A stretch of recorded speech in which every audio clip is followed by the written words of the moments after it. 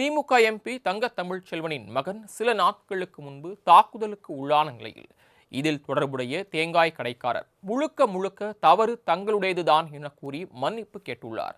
ஆளுங்கட்சி எம்பி என்பதால் மிரட்டலுக்கு ஆளாக்கப்பட்டாரா கடைக்காரர்? பார்க்கலாம் வரக்கூடிய செய்தி தொகுப்பில் இது குறித்து விரிவாக.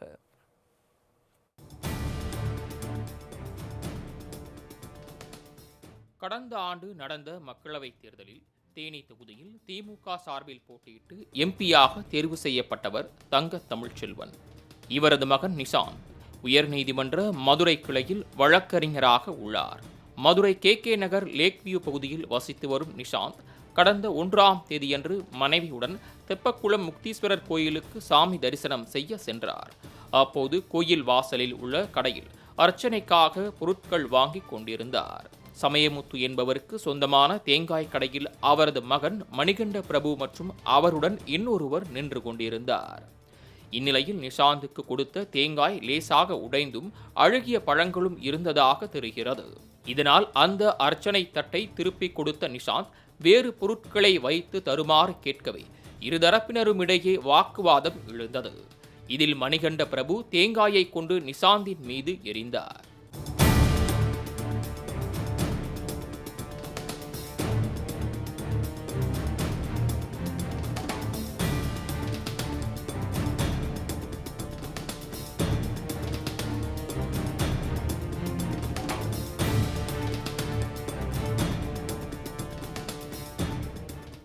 இந்த தகராறின் போது சமயமுத்துவும் அங்கு வரவே இருவரும் சேர்ந்து நிஷாந்தை நாற்காலியை கொண்டு தாக்கியதில் அவரது மண்டை உடைந்தது.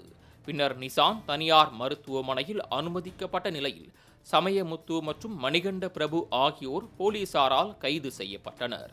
இதற்கிடையே தேங்காய் கடைக்காரர் சமயமுத்துவின் மனைவி மகேஸ்வரி கடந்த 2ஆம் தேதியன்று மதுரை மாநகர காவல் ஆணையரகத்தில் புகார் அளித்திருந்தார். திமுக எம்பியின் மகன் என்பதால் காவல்துறையினர் நிஷாந்த் பக்கம் நிற்பதாகவும் தனது கணவர் மற்றும் மகனை கைது செய்து அழைத்துச் சென்றதாகவும் கூறியவர் கடையில் இருந்த சிசிடிவி கேமரா மற்றும் ஹார்ட் டிஸ்கை போலீசார் எடுத்துச் சென்றதாகவும் கூறினார்.